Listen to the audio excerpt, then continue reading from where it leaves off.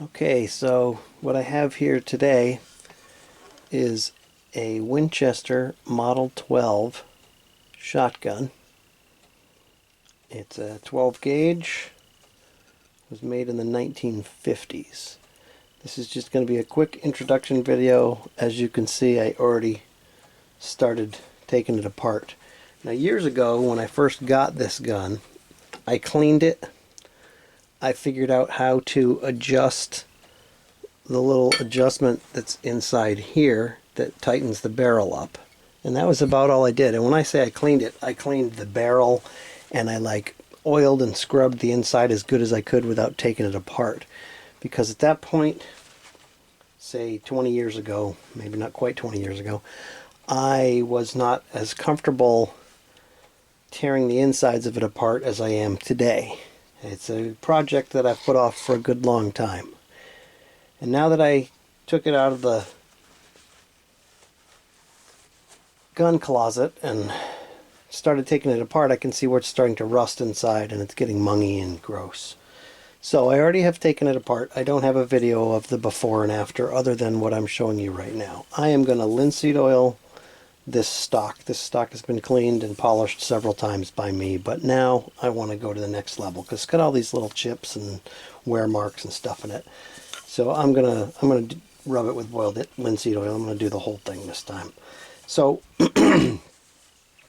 this is just an introduction, but rather than put it back together and take it apart on camera, which is just not my style, now that I got it taken apart, I'm leaving it apart. I am going to start soaking and scrubbing these parts. It's going to be, I don't know how long to work on this thing, but this is going to be my first video as an introduction to what I'm doing next. This is going to be my next project, and I wanted to just get something down so that I have it and I'm not making a 20-minute video with parts 1 through 6 the next time. So this is my introduction.